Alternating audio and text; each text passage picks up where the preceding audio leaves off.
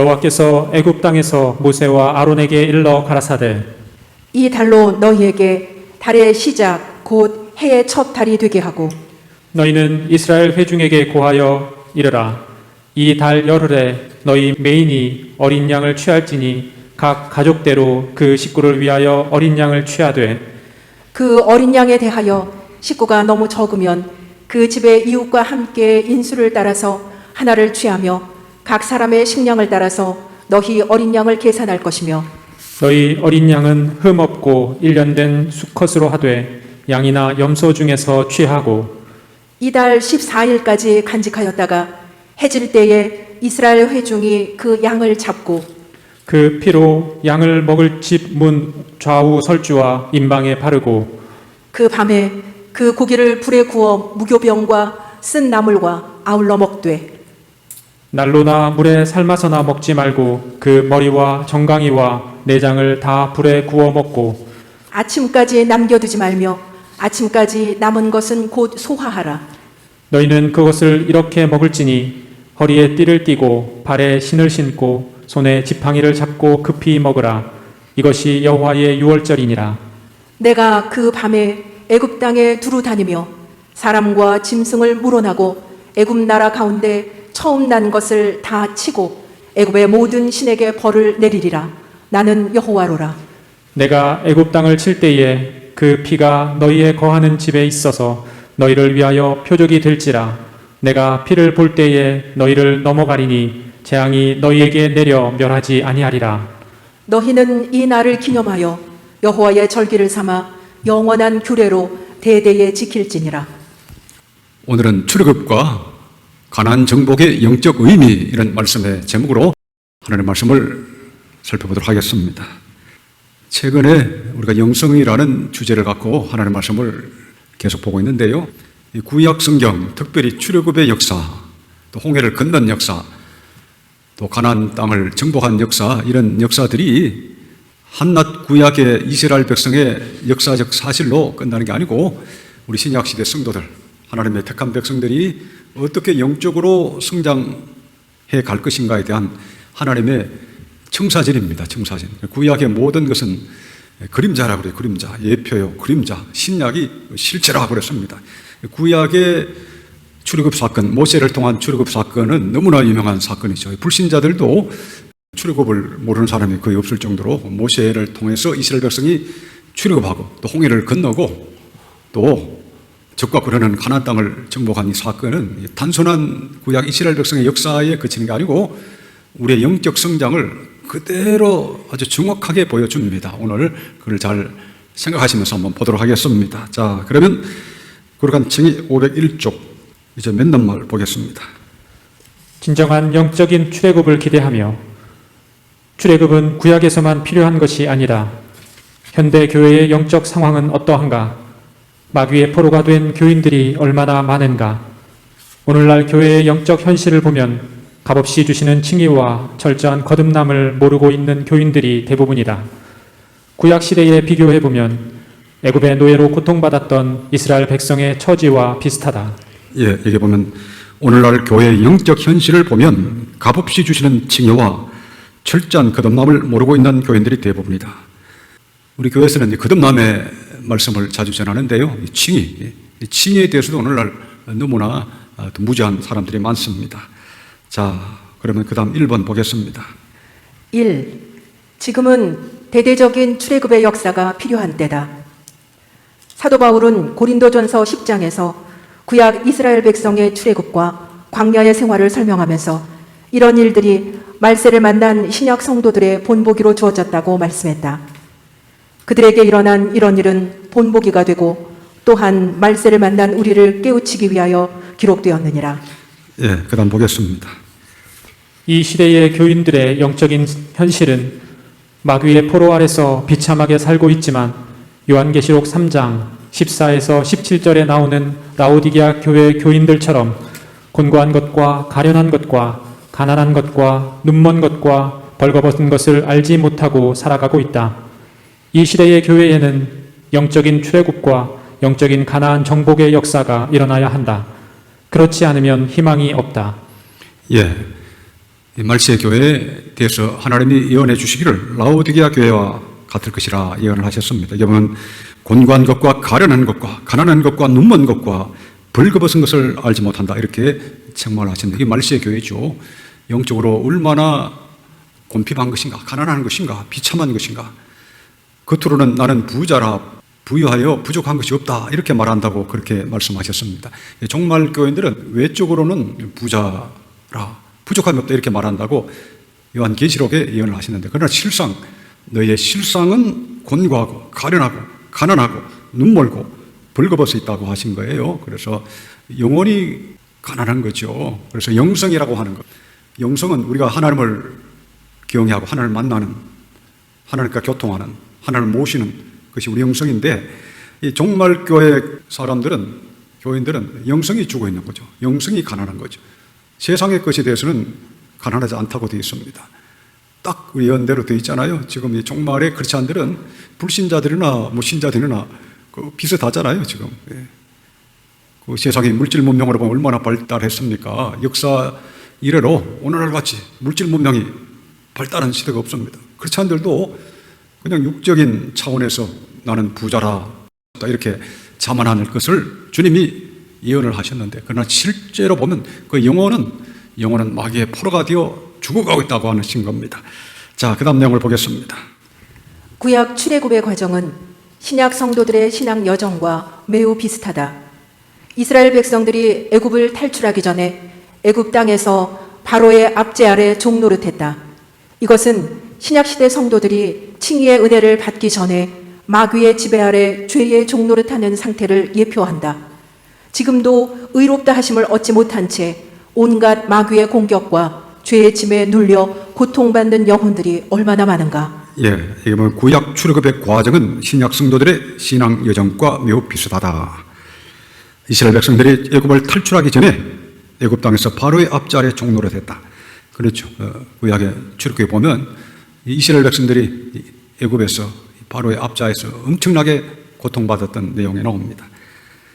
오늘날에도 보면 바로가 뭡니까? 사탄 마귀를 상징하는 거죠. 사탄 마귀의 압제 아래서 영적인 사탄의 공격을 받아가지고 죄의 짐에 눌려가지고 고통받는 사람이 얼마나 많습니까? 영혼이 하나님 앞에 평안하고, 영혼이 하나님과 화목하고, 영혼이 하나님의 성령에 충만하고, 영혼이 하나님의 의와 사랑에 충만하고. 그래서 예수님 말씀하신 것처럼 나를 믿는 자는 성경에 이런 같이 그 배에서 생수의 강이 흘러나를 하시니 이는 그를 믿는 자의 받을 성령을 가리켜 말씀하신 것이라고 그랬는데, 성령이 오셔서 내 심령 속에 사랑으로 기쁨으로 평화로 능력으로 역사하시는, 그건 체험하지 못하고 영혼이 피폐한 거예요. 영혼이 겉으로는 멀쩡하게 보이지만 그 속 영혼이 피폐한 게 오늘 종말 시대 불신자는 물론이요, 이 많은 크리스찬들의 현실이라고 하는 겁니다. 자, 그 다음 내용을 보겠습니다. 1. 이스라엘 백성들은 유월절에 하나님의 은혜로 애굽을 탈출했다. 유월절은 성도들이 믿음으로 값없이 의롭다 하심을 얻는 것을 예표한다. 출애굽 때 하나님께서 애굽 땅에 내리신 마지막 재앙이 장자 재앙이었다. 하나님께서 장자의 재앙으로 애굽 땅을 치실 때에 이스라엘 백성들에게 어린 양을 잡아서 그 피를 문설주와 임방에 바르라고 명령하셨다. 그리고 하나님께서는 내가 애굽 땅을 칠 때에 그 피가 너희가 사는 집에 있어서 너희를 위하여 표적이 될지라.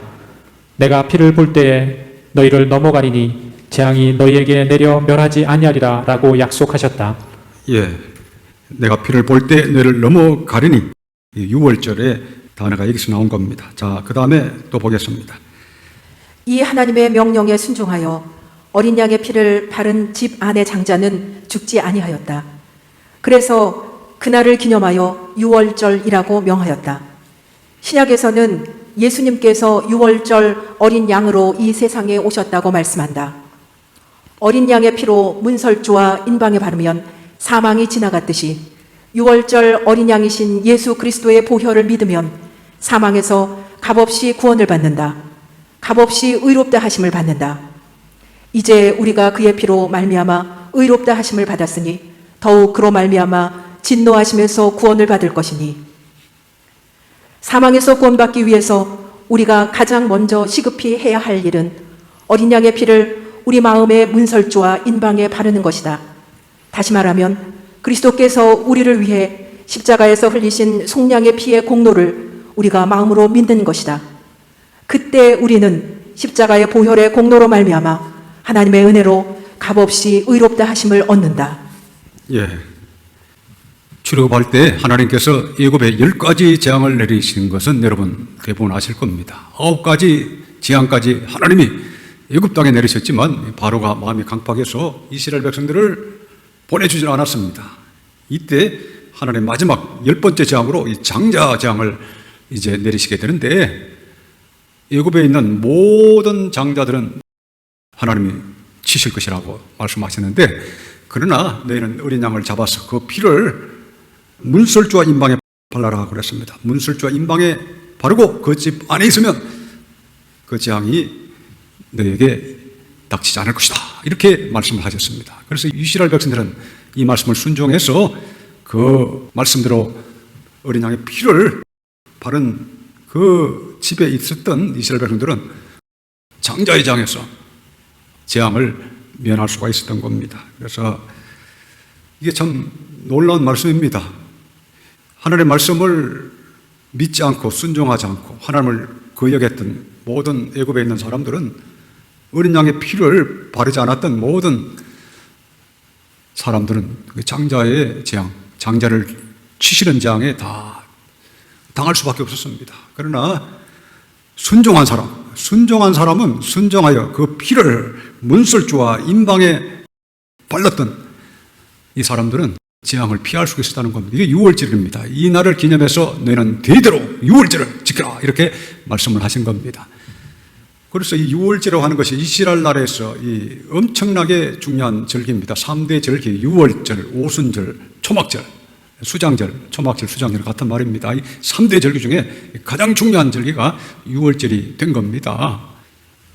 오늘날에도 보면 하나님께서 그리스도의 피로 말미암아 우리를 값없이 믿는 자를 값없이 의롭다 해주신다고 약속하셨는데, 실제로 그 약속을 믿지 않는 사람들이 얼마나 많습니까? 우리 다시 한번 로마서 5장 9절, 여기는 다시 한번 로마서 5장 9절 한번 읽어보겠습니다. 이제 우리가 그의 피로 말미암아 의롭다 하심을 받았으니 더욱 그로 말미암아 진노하심에서 구원을 받을 것이니. 예, 이제 우리가 그의 피로 말미암아 의롭다 하심을 받았으니 또 그로 말미암아 진노하심에서 구원을 받을 것이니. 그러니까 우리가 그리스도의 그 대속의 피를 믿을 때 값없이 의롭다 하신다. 이게 유명한 칭의 약속입니다.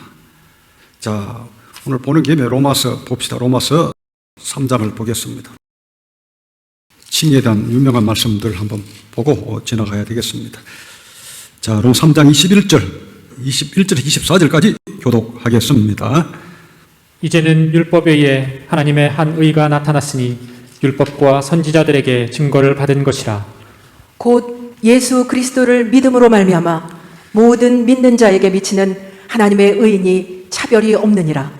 모든 사람이 죄를 범하였음에 하나님의 영광에 이르지 못하더니 그리스도 예수 안에 있는 구속으로 말미암아 하나님의 은혜로 값없이 의롭다 하심을 얻은 자 되었느니라.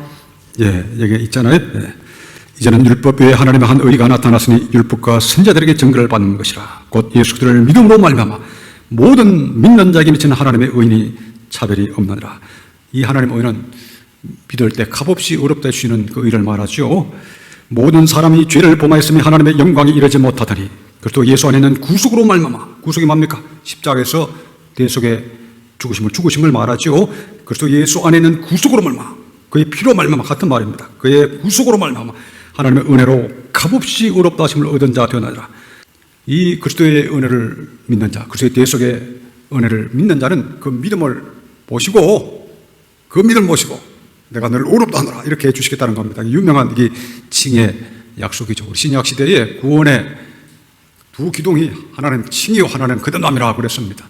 이 칭의가 없어도 안 되고 거듭남이 없어도 안 됩니다. 우리가 믿음으로 그리스도의 구원의 은혜를, 대속의 은혜를 믿음으로 값없이 의롭다함을 받게 된 겁니다.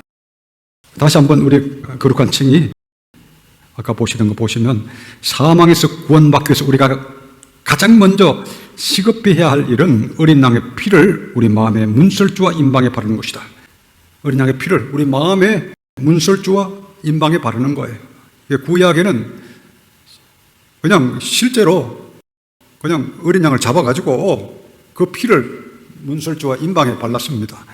이렇게 믿음으로 순종했을 때 사망에서 구원을 받았죠. 오늘날 신약시대는 예수님이 우리를 위해서 대속피를 흘리셨기에 우리가 믿음으로 어린 양의 피를 우리 마음의 문설주와 임방에 바르는 겁니다. 주님이 나를 위해서 나를 의롭다 하시기 위해서 피 흘려 죽으셨음을 제가 믿습니다. 이게 어린 양의 피, 그리스도의 피를 우리의 마음의 문설주와 임방에 바르는 거예요. 다시 말하면 그리스도께서 우리를 위해 십자가에서 흘리신 속량의 피의 공로를 우리가 마음으로 믿는 것이다. 그렇죠. 속량의 피의 공로를 우리가 마음으로 믿는 것이다. 믿을 때 그 믿음을 보시고 값없이 의롭다 하신다고 하신 거에 하나님이 우리에게 말씀하신 복음의 기초요, 핵심입니다. 그때 우리는 십자가의 보혈의 공로로 말미암아 하나님의 은혜로 값없이 의롭다 하심을 얻는다. 자, 칭에 관한 거는 제가 과거에 자주 설교를 했습니다. 자, 그럼 2번을 보도록 하겠습니다. 2. 출애굽하고 난 다음에 이스라엘 백성들은 하나님께서 홍해를 가르시는 기적 속에서 홍해를 건넜다. 홍해를 건넌 사건의 의미는 무엇인가? 이스라엘 백성들이 홍해를 건넌 사건은 그리스도인의 세례를 예표한다. 고린도전서 10장 1, 2절을 보면 형제들아 나는 너희가 알지 못하기를 원하지 아니하노니 우리 조상들이 다 구름 아래에 있고 바다 가운데로 지나며 모세에게 속하여 다 구름과 바다에서 세례를 받고 라고 말씀하신다. 위 구절을 보면 홍해를 건넌 사건을 세례를 받은 것으로 설명하신다. 예, 또 보겠습니다. 세례는 그리스도의 보혈로 우리의 과거의 죄를 씻는 것이요 옛사람을 장사 지내는 것이다. 홍해를 건너야 가나안 땅으로 들어갈 수 있다. 세례를 통해 죄를 씻고 옛사람을 장사 지낸 사람이 젖과 꿀이 흐르는 약속의 땅으로 들어갈 수 있다. 당신은 진정으로 회개함으로 모든 죄 사함을 받고 옛사람을 장사 지내었는가? 예, 홍해를 건넌 사건, 이건 너무나 유명하죠. 마지막 재앙에 바로가 놀라가지고 이제 이스라엘 백성들을 애굽에서 내보냅니다. 그런데 이 바로가 이스라엘 백성을 내보낸 후에 얼마 있지 않아가지고 마음이 바뀌어가지고 죽이로 이제 오히려 병사들을 풀어가지고 추격전을 벌인 겁니다. 이때 하나님께서 모세를 통해서 홍해를 가르는 기적을 행하게 하시고 바다 길이 열려서 홍해를 육지같이 건넜다고 그렇게 되어 있습니다. 이스라엘 백성이 홍해를 가르고 바다를 육지까지 가른 이 사건은 너무나 유명해서 교회 안 다니는 사람들도 이 정도는 다 아는 그런 사건 아닙니까? 그런데 이게 무슨 의미냐? 홍해를 건너고 그 다음에 이제는 가나안 땅으로 가죠. 젖과 꿀이 흐르는 가나안 땅으로 갑니다. 이 젖과 꿀이 흐르는 가나안 땅은 여러분 잘 아시는 것처럼 성령의 내주와 충만이 있는 그런 삶을 예표하는 겁니다. 하나님이 우리를 출애굽시킨 목적이 마귀의 포로에서 우리를 구출해내신 목적이 광야에서 죽게끔 그렇게 우리를 애굽에서 건져내신 게 아니고 궁극적으로 젖과 꿀이 흐르는 가나안 땅으로 우리를 인도하시기 위해서 애굽에서 우리를 구출해내신 거예요. 오늘 신약시대의 많은 성도들이 이 출애굽의 영적 의미를 잘 모르고 칭의 은혜도 체험하지 못하고 가장 중요한 것은 젖과 꿀이 흐르는 이 가나안 땅의 충만한 이 생활을 알지 못하고 성령께서 내주하시고 충만히 함께 하시고 열매 맺게 하시고 하는 이 천국의 놀라운 축복 속에 살아가는 이 삶을 알지를 못하고 살아갑니다. 그래서 구약의 성경을 볼 때 그냥 구약의 이스라엘 백성들이 출애굽했더라, 홍해를 갈랐더라, 그리고 여호수아를 통해서 가나안 땅을 정복했더라, 그런 그 정도 사실만 알지 이게 진짜 내 영혼 속에 생수의 강이 흘러넘치는 그런 성령의 내주와 충만이 있느냐 했을 때 여기에 대해서 실제적인 체험을 못하고 살아가는 사람이 대부분이죠.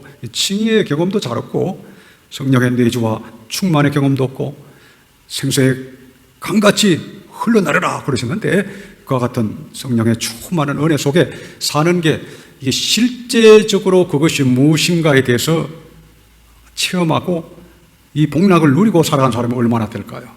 그래서 참 이 하나님의 말씀이 아주 중요합니다.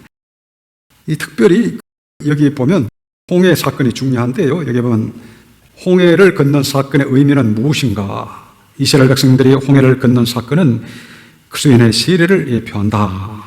성경에 나와 있습니다. 고린도전서 10장 1절 2절을 보면 형제들아 나는 너희가 알지 못하기를 원하지 아니하노니 우리 조상들이 다 구름 아래에 있고 바닷 가운데로 지나며 이 바다는 홍해 바다를 가리킵니다. 바닷 가운데로 지나며 모세에게 속하여 다 구름과 바다에서 세례를 받고 이렇게 고린도전서 10장에서 말씀하고 있는 겁니다. 다 구름과 바다에서 세례를 받고 이때 세례를 받았다고 합니다. 세례. 위 구절을 보면 홍해를 건넌 사건을 세례를 받은 것으로 설명하신다. 그래서 적과 꿀하는 가나안 땅에 가기 전에 세례를 받는 거예요. 세례. 그래서 성경에 보면 믿고 세례를 받는 자는 구원을 받을 것이요. 우리 예수님께서 말씀하셨잖아요. 믿고 세례를 받는 사람은 구원을 받을 것이요. 또 사도 베드로는 너희가 그에게 하여 각각 예수 그리스도 이름으로 세례를 받고 죄의 사함을 받으라. 그래야만 성령을 선물로 받으리니 믿음으로 끝나는 게 아니고 예수 그리스도 이름으로 세례를 받고 죄의 사함을 얻으라. 그래야만 성령을 선물로 받으리니. 그러니까 우리가 믿는 게 첫 번째 단추고 그 다음에 우리가 세례를 받는 겁니다. 이 세례는 회개의 세례입니다. 회개의 세례. 또 옛사람을 완전히 장사지내는 그런 세례라고 하는 겁니다. 그 다음 여기 보시면 세례는 그리스도의 보혈로 우리의 과거의 죄를 씻는 것이요 옛사람을 장사지내는 것이다. 홍해를 건너야 가나안 땅으로 들어갈 수 있다. 세례를 통해 죄를 씻고 옛사람을 장사지낸 사람이 적과 꿀하는 약속의 땅으로 들어갈 수 있다. 당신은 진정으로 회개함으로 모든 죄사함을 받고 옛사람을 장사 지내 얻는가? 그렇죠. 옛사람을 장사 지내는 그런 경험이 있어야 적과 꿀하는 땅으로 갈 수 있다고 하는 겁니다. 자, 사도행전 22장을 찾아봅시다. 사도행전 22장 12절에서 16절까지 교독하겠습니다. 율법에 의하면 경건한 사람으로 거기 사는 모든 유대인들에게 칭찬을 듣는 아나니아라 하는 이가 내게 와 곁에 서서 말하되 형제 사울아 다시 보라 하거늘 즉시 그를 쳐다보았노라. 그가 또 가로되 우리 조상들의 하나님이 너를 택하여 너로 하여금 자기 뜻을 알게 하시며 저 의인을 보게 하시고 그 입에서 나오는 음성을 듣게 하셨으니 내가 그를 위하여 모든 사람 앞에서 너의 보고 들은 것의 증인이 되리라. 이제는 왜 주저하느뇨? 일어나 주의 이름을 불러 세례를 받고 너의 죄를 씻으라 하더라. 예, 여기 16절 보시면 이제는 왜 주저하느뇨? 일어나 주의 이름을 불러 세례를 받고 너의 죄를 씻으라 하더라. 이 아나니아라고 하는 사람이 사도 바울에게 와서 한 말입니다. 이제는 왜 주저하느뇨? 일어나 주의 이름을 불러 세례를 받고 너의 죄를 씻으라 하더라. 진실된 세례는 죄사함의 은혜를 가져다 준다는 겁니다. 세례를 받고 너의 죄를 씻으라. 이와 같이 죄 씻음의 확실한 은혜를 받을 때 성령이 오시는 거예요. 오늘날은 이 죄 씻음이 없습니다. 회개의 세례, 진정한 의미에서 회개의 세례를 잘 안 합니다. 그냥 대충 그냥 별 생각 없이 세례 받는 사람도 많고 진짜 회개를 하고 세례를 받을 때 죄 사함 받고 성령을 선물로 받게 되는데 오늘날은 이 과정이 희미합니다. 그리고 진짜 회개하고 세례를 받고 죄상을 받으면 성령을 선물로 주신다는 실질적인 믿음도 약합니다. 자, 로마서 6장을 보겠습니다. 로마서 6장 3절 4절을 교독하겠습니다. 무릇 그리스도 예수와 합하여 세례를 받은 우리는 그의 죽으심과 합하여 세례 받은 줄을 알지 못하느뇨. 그러므로 우리가 그의 죽으심과 합하여 세례를 받음으로 그와 함께 장사되었나니 이는 아버지의 영광으로 말미암아 그리스도를 죽은 자 가운데서 살리심과 같이 우리로 또한 새 생명 가운데서 행하게 하려 함이니라. 여기 나와 있잖아요. 무릇 그리스도 예수와 합하여 세례를 받은 우리는 그의 죽으심과 합하여 세례 받은 줄을 알지 못하느뇨. 예수님의 죽으심과 연합해서 세례를 받는 것이다. 4절 보시면 그러므로 우리가 그의 죽으심과 합하여 세례를 받음으로 그와 함께 장사되었나니 장사되었다. 옛사람은 죽었다고 하는 겁니다. 실제로 이게 일어나야 되는데 오늘날은 실제로 요거를 체험하지 않잖아요. 실제로 옛사람이 죽었느냐 했을 때 이 경험이 있는 사람이 있고 없는 사람이 있습니다. 이 경험이 없는 사람은 외적으로 세례를 받았을지 모르지만 참된 세례는 받지 못한 거죠. 참된 세례를 받은 사람은 옛사람을 확실하게 장사 지내는 사람이 참된 세례를 받는 사람입니다. 4절 보시면 그러므로 우리가 그의 죽으심과 합하여 세례를 받음으로 그와 함께 장사되었나니 이는 아버지의 영광으로 말미암아 그들을 죽은 자 가운데서 살리심과 같이 우리로 또한 새 생명 가운데서 행하게 하려 함이니라. 거듭난다는 거죠. 성령이 오셔서 우리를 거듭나게 하시고 다시 살리시고 새 생명 가운데 살게 해 주신다고 하는 겁니다. 옛사람을 장사 지낸 사람이 적과 꿀하는 약속의 땅으로 들어갈 수 있다. 거룩한 우리 칭이 여기 적어놨죠. 세례를 통해 죄를 씻고 옛사람을 장사 지낸 사람이 적과 꿀하는 약속의 땅으로 들어갈 수 있다. 당신은 진정으로 회개함으로 모든 죄사함을 받고 옛사람을 장사 지내었는가? 옛사람이 죽는 것, 성경에는 이 말씀이 굉장히 자주 나옵니다. 오늘날 보면 이 경험이 있는 사람이 있고 없는 사람이 있다. 그래서 출애굽의 경험이 있는 사람이 있고 없는 사람이 있다. 어린 양의 피를 임방과 문설주에 바르는데 어린 양의 피를 내 마음의 임방과 문설주에 바른 경험이 있는 사람이 있고 없는 사람이 있다. 믿음이죠, 믿음. 결국 믿음으로 순종한 사람, 믿음이 있는 사람은 예수님의 십자가의 대속의 피의 공로를 믿습니다. 그리고 기쁨으로 내 마음의 임방과 문설주에 바릅니다. 그러나 믿음이 없는 사람은 이걸 안 하는 거예요. 그러니까 실제로 영적으로 출애굽을 했느냐, 유월절을 통과했는가 했을 때 이게 통과가 안 된 사람이 있고 된 사람이 있습니다.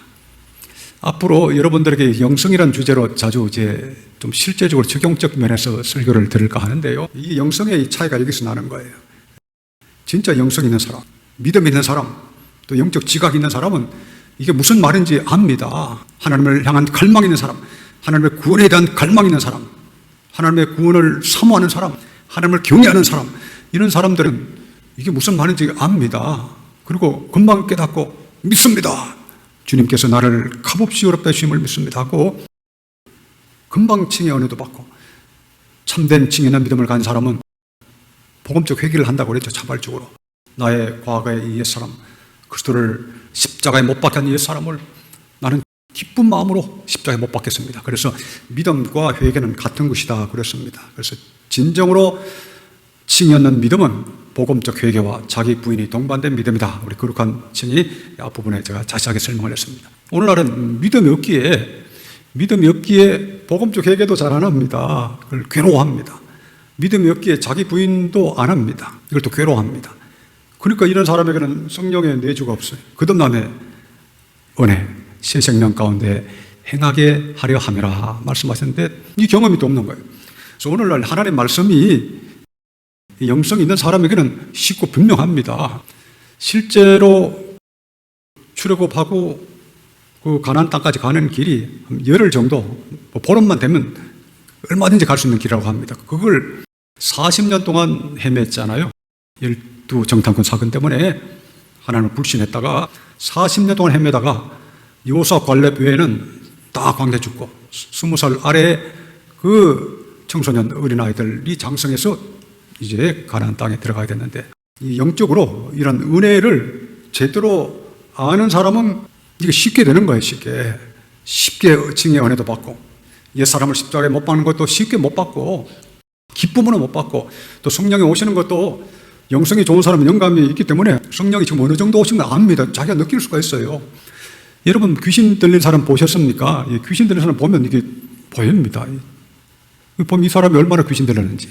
여러분 더 쉽게 말하면 정신이 빠지게 됐던 어려움을 겪는 사람이 있다고 치더라도 아니면 사람이 살다가 마음에 어려움을 겪어서 근심이 있는 사람이 있다고 봅시다. 그냥 쉽게 말하면 우울함이 있다든지 절망이 있다든지 우울함과 절망에 고통을 받는 사람이 있으면 얼굴 보면 이 사람이 우울함이나 절망에 낙심에 얼마나 지금 찌들었는지 보면 알잖아요. 성령이 오시는 마찬가지. 성령은 사랑의 성령, 의의 성령, 거룩한 성령, 기쁨의 성령이시기 때문에 주님이 내 죄를 얼마나 깨끗하게 주셨는가도 영감 있는 사람은 알아요. 내가 징의를 얼마나 받았는지, 100% 받았는지, 50% 받았는지, 못 받았는지 그걸 아는 거예요. 내가 징의를, 영원한 징의를 받았는지 못 받았는지 그걸 알죠. 저는 고등학교 1학년 때 징의의 복음을, 성경을 보고 딱 깨닫자마자 5초 만에 믿었는데 내 온 영혼이 하얗게 된 걸 순간에 느끼면서 이 징의는 영원한 징의다 하는 확신이 들었고, 지금까지 단 한 번도 이 징의에 대한 믿음이 흔들려 본 적이 없는 거예요. 이게 징의의 믿음도 영감 있는 사람은 내가 지금 징의를 못 받았느냐, 지금 내가 징의를 받았느냐, 얼마나 받았느냐 이걸 알게 됩니다. 내가 옛사람을 십자가에 못 박았는지 안 박았는지도 자기가 알죠. 그건 자기가 가장 잘 알죠. 옛사람을 십자가에 못 박았는지, 또 성령이 오셨는지 안 오셨는지도 자기가 가장 잘 알 수가 있습니다. 그 영감이 없는 사람은 모든 게 모호하고 하나도 분명한 게 없어요. 성경에 말씀하는 징의 은혜, 또 옛사람을 십자가에 못 박을 수 있는 은혜, 또 성령 내주의 은혜, 이런 게 영감 있는 사람은 이게 쉽고 아주 단순하고, 그런데 영감이 없는 사람은 이게 모든 게 희미한 거예요. 믿음이 없는 사람이라고 할 수 있죠. 우리 영성이라고 하는 건 하나님을 경외하는 것, 또 믿음 같은 말입니다. 믿음이 있는 사람에게는 이게 쉽게 느껴지는데 영감이 없는 사람들은 잘 순종을 하지 못할 뿐만 아니라 이게 분명하지 않습니다. 그러나 오늘날 이 시대, 마지막 시대인데요, 여러분들은 다 출애굽 경험 확실히 하시길 바라고, 또 옛사람을 십자가에 못 박는 경험도 분명히 하시길 바라고, 오늘은 뭐 시간이 없어서 다음 내용은 다음에 봐야 되겠습니다. 성령 내주의 은혜, 충만의 은혜도 여러분 충만히 받으시는 여러분 다 되시기를 축원합니다.